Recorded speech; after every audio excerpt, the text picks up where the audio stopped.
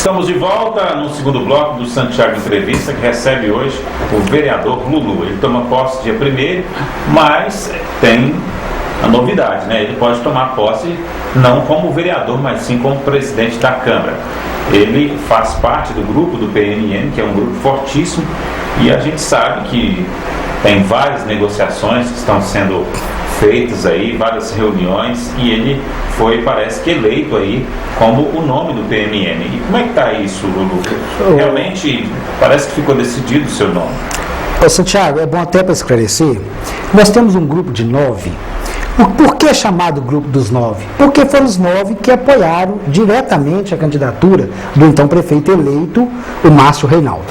Então criou esse negócio do Grupo dos 9. E realmente os 9 apoiaram o Márcio Reinaldo. Dentro do Grupo dos 9, houve 3 candidatos.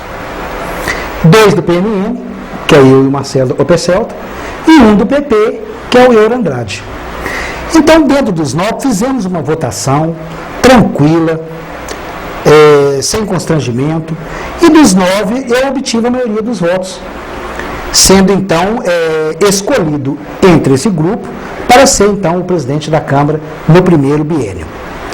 Mas deixa eu te cortar, só quem são os 9? O grupo dos 9 são os 4 do PMN, que é o Marcelo Copescelto, o Pastor Fabrício, o Marli de Luquinho e o Márcio Paulino, sou eu. No PP, o Milton Saraiva, Euro Andrade e o Pablo Décio. E do PSC, me parece, que é o Milton Martins e o Douglas Melo. São os 9 que contribuíram diretamente, né, colocando a cara mesmo, vamos falar assim politicamente falando, na eleição do então prefeito Márcio Reinaldo. Certo. Então prossiga com a sua... Então, dentro dos 9 eu fui o escolhido. Quando deu a notícia, que foi assim, meio, a gente sabia que o grupo, então, dos 8 que tinham ficado do lado de lá, poderia, assim, achar que os 9 estão fechados. Não. Aí, em política também tem estratégia.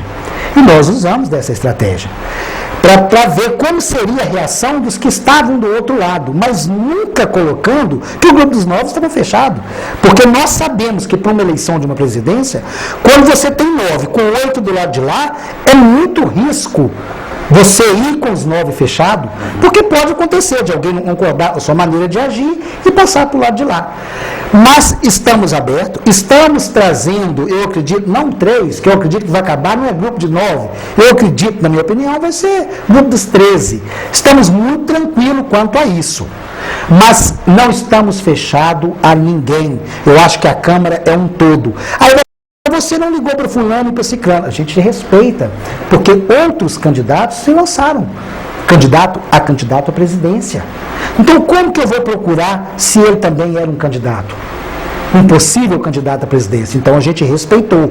Mas estamos tranquilos. Não existe isso que o grupo dos 9 está fechado, que não vai dar uma assistência a todos os outros. Não existe isso.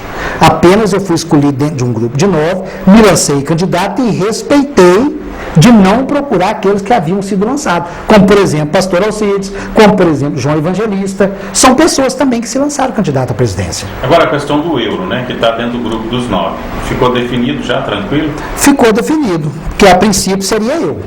Certo. Então... E se porventura achar e deve manter para o segundo biênio alguém desse grupo também, vamos conversar, mas ainda está cedo para isso. Está muito cedo. Como está cedo também, até 1º de janeiro. Tudo pode acontecer. Por isso que a gente assim, é melhor ficar com o pé no chão, tranquilo, manter uma conduta, sem querer achar que já é o tal, porque na presidência de Câmara a gente sabe que isso não resolve. Agora, você, no caso, vamos colocar, né, vislumbrando um futuro, você como presidente da Câmara. Quais as questões assim pertinentes que você vê que o presidente da Câmara tem que resolver? Por exemplo, nós não temos, quer dizer, eu acho que até uma vergonha falar aquele prédio da Câmara que começou a ser construído, né? A gente vê hoje que é um caos, né? O dinheiro que foi colocado ali e o dinheiro que está ali emperrado. Como é que você vê essa situação? Santiago, Até eu vou fazer outra fala também em cima do que eu ouvi ainda este ano, a fala do Maroca de uma negociação com, né, a sede administrativa da prefeitura, que seria ali no centro, uma cidade no crescimento do jeito que está, tem uma prefeitura no centro da cidade com a Câmara do lado. É outro ponto também. Em cima disso aí. Olha, primeiro tem que ter uma responsabilidade muito muito grande, muito grande. E primeiro tem que mostrar à população a necessidade do prédio da Câmara. A Câmara não tem identidade. Eu, como funcionário de Câmara, e na época até então respondia pelo cerimonial, nós recebíamos escolas e alunos para visitas orientadas. Já aconteceu de professores com os alunos ir parar no prédio da prefeitura, porque não sabia que o prédio da Câmara funciona ali hoje, onde é o prédio do Bela Vista. Então tem que mostrar essa necessidade para a população da existência do prédio próprio da Câmara Municipal. Aquela construção que ali se encontra, falar dela agora seria até um pouco prematuro. Primeiro, nós temos que saber qual a opinião de Márcia Reinaldo a respeito. Por que tem que ser? A Câmara é despatrimoniada. Ela não pode obter patrimônio, ela não pode construir. Então tem que levar sugestão para o Márcio para aquilo que já foi feito lá. Agora, o que tem que fazer ali? Tem que continuar? Tem. Afinal de contas, ali tem dinheiro público gasto. E a gente tem que ter responsabilidade com a coisa pública.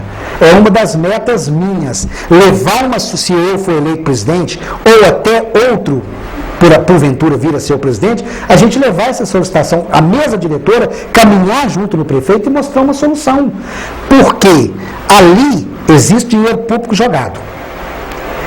E tem sugestão que eu até tenho, eu não gostaria até de me privar e de não falar, até mesmo porque deixar para a gente mesmo em janeiro, levar essa solicitação ao prefeito eleito, para que continue o prédio da Câmara, porque é impossível você manter um aluguel, o que se paga em aluguel poderia ter sido pago de outra maneira.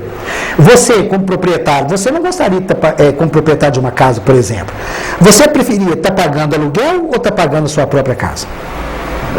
É isso que a população precisa entender. Aí quando se fala em construir um prédio da Câmara, a população se mostra revoltada, mas não é prédio da Câmara para atender o vereador, o prédio da Câmara está ali para atender o próprio cidadão que vai lá, com mais comodidade, com mais agilidade, com um prédio próprio que satisfaça até mesmo visitante, chegar e falar, nossa, que prédio bonito da Câmara Municipal, que hoje a gente, infelizmente, a gente não pode dizer isso. Com certeza. Quanto ao Maroca, eu vou me abster aqui em não responder, porque o Maroca teve essa ideia, mas ele já está saindo.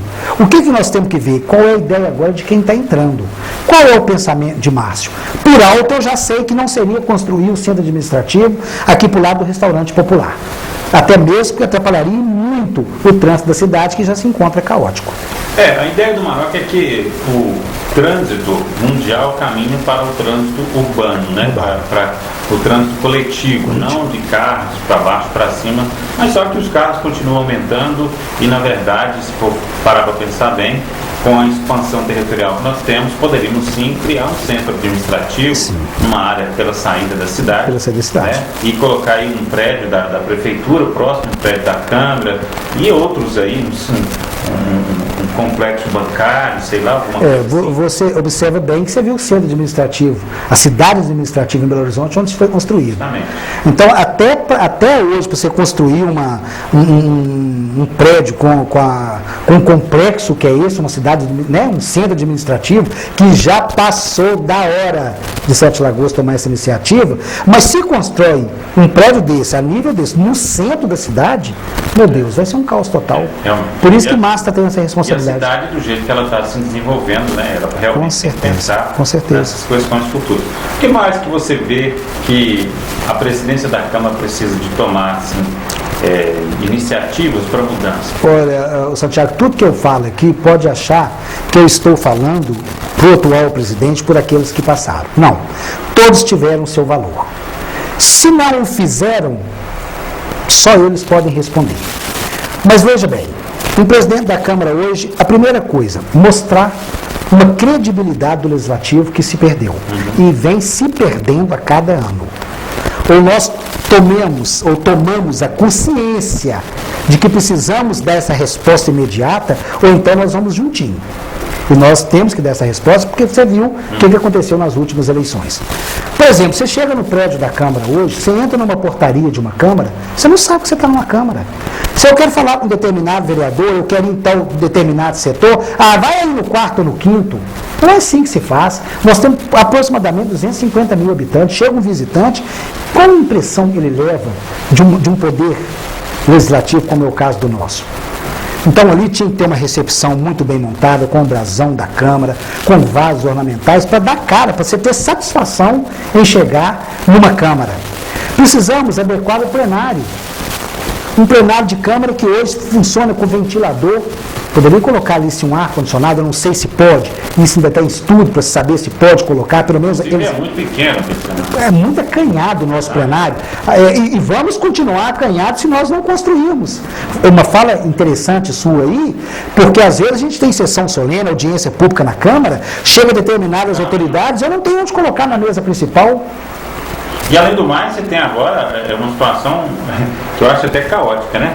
A TV Câmara se expandindo Nossa. E num espaço que não existe, né? Não existe. Estamos... Fazer televisão junto com a Câmara, com o plenário tão próximo ali, e fazer tudo isso naquele espaço. Não tem. Aquele andar quase que deveria ser só para o plenário.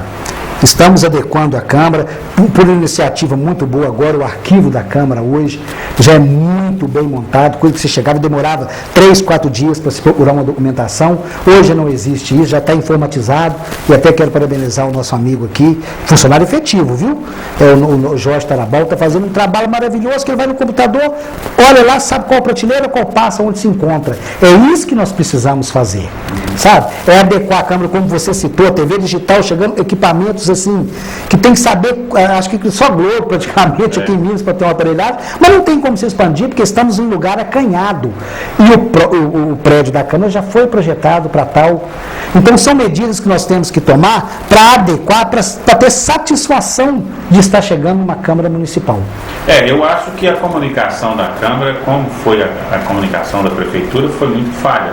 Então, acho que isso também contribuiu para que, né, o político em si não fosse tão valorizado, né? Às vezes até criticado por muitos devido a essa, como diz, né, a ventilação dos nomes, né, dos projetos, das coisas que acontecem. E se você tem um aparelho desse na sua mão, quanto mais você divulgar, a população vai se tornar muito melhor informada e vai conhecer o trabalho de perto. Às vezes você não tem como ir, mas você está vendo o que está sendo feito, né? E temos muito o que fazer. Na era da comunicação, e principalmente comunicação digital. Agora, a gente está chegando já no final e eu conversei aqui já com outros, fiz a proposta, vou fazer para você também, que é dentro da ideia nossa de valorizar os políticos de Sete Lagoas e fazer com que o cidadão, o eleitor, possa ver a partir dessa Câmara, principalmente os vereadores, com um olhar diferente. Nós estamos propondo aqui a criação, né, do portal da transparência de todos os vereadores e vamos propor a você. A gente sabe que o Dalto fez aí um jornalzinho com as prestações de conta, fez muito sucesso isso, foi até bom para ele nas eleições. E como a gente cita aqui, que se a presidenta Dilma tem tudo no site, pode ser, né, visto por toda a população, apesar de você ter que fazer um cadastro e tudo, mas a gente propõe a você também que crie o portal, né, Márcio Paulino da transparência, com tudo lá discriminado, quem trabalha no gabinete, quanto ganha, que dia que recebe, o que gasta, se gasta gasolina, se gasta papel, sabe, fechar isso. Para quê? Para que seja transparente, para que o eleitor fale assim, não, esse eu sei o que acontece no gabinete dele e esse eu confio. Então é a nossa proposta para você também. Ô, Santiago, é uma proposta que ela tem que ser aceita e sem demagogia nenhuma. Porque eu costumo falar com meus amigos lá, e foram eleitos agora pela primeira vez, que nenhum de nós fomos chamados ou laçados e obrigados a ser candidato.